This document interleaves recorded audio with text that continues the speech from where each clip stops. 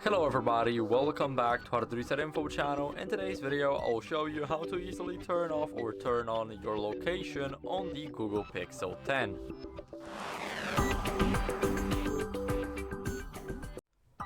So first, what you guys want to do is go over to the control center. So open it now, swipe down again, and here we need to find the location. So if we cannot find it, then we can just click on the pen right here to edit the tiles, and here we will be able to add it. So let's scroll down, add the location, and as you guys can see, it's right here.